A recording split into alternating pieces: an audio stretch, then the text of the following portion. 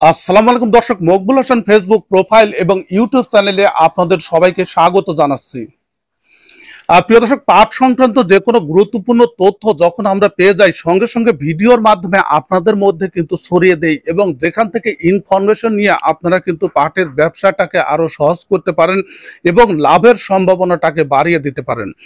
প্রিয় দর্শক, পাটের ব্যবহার যদি বৃদ্ধি পায় তাহলে পাটের চাহিদা বৃদ্ধি পাবে এবং সেই সাথে পাটের দামটাও কিন্তু বৃদ্ধি পাবে এবং এই প্রচেষ্টাই কিন্তু করে যাচ্ছে পরিবেশ, বন ও জলবায়ু উপদেষ্টা এবং পানি সম্পদ উপদেষ্টা সৈয়দা রিজওয়ানা হাসান। এখন হয়তো আপনাদের মনে প্রশ্ন যে উনি কি করছেন যার কারণে এত হাক ঢাক পিটিয়ে আমি এই নিউজটি করছি। প্রিয় দর্শক, বহুদিন আগে থেকে কিন্তু আমরা দেখতে পেয়েছি এবং জানছি এবং নিউজ করছি যে পাটের ব্যাগের ব্যবহার, এবং সেখানে প্রথম থেকেই কিন্তু আমি বলে আসছি যে পাটের ব্যাগের সহজলভ্যতা এবং দামটা সবার নাগালের মধ্যে যদি না থাকে তাহলে কিন্তু পাটের ব্যাগের ব্যবহার বাড়বে না এবং পলিথিনের বিকল্প হিসাবে জনগণ সেটি গ্রহণ করবে না।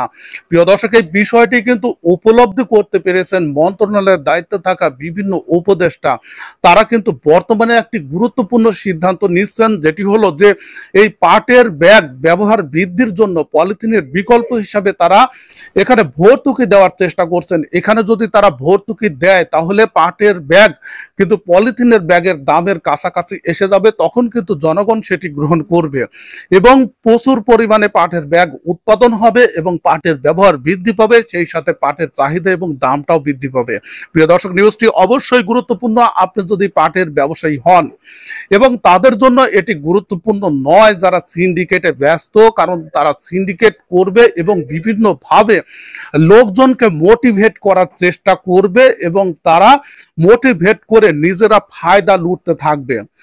প্রিয় দর্শক, আসুন দেখি সৈয়দা রিজওয়ানা হাসান এ সম্পর্কে কি বলেছে। নিউজটি প্রকাশ করেছে ঢাকা প্রকাশ এবং নিউজটি প্রকাশিত হয়েছে 19 এপ্রিল, যেখানে হেডিং করা হয়েছে ভর্তুকি মূল্যে পাটের তৈরি বাজারের ব্যাগ সরবরাহ করা হবে পরিবেশ উপদেষ্টা। প্রিয় দর্শক, গুরুত্বপূর্ণ নিউজটির বিস্তারিত কি বলা হয়েছে যে পরিবেশ, বন ও জলবায়ু পরিবর্তন মন্ত্রণালয় এবং পানি সম্পদ মন্ত্রণালয়ের উপদেষ্টা সৈয়দা রিজওয়ানা হাসান বলেছেন, পলিথিন শপিং ব্যাগের বিকল্প হিসাবে সাধারণ মানুষের মাঝে পাটের তৈরি ব্যাগ সরবরাহ করা হবে।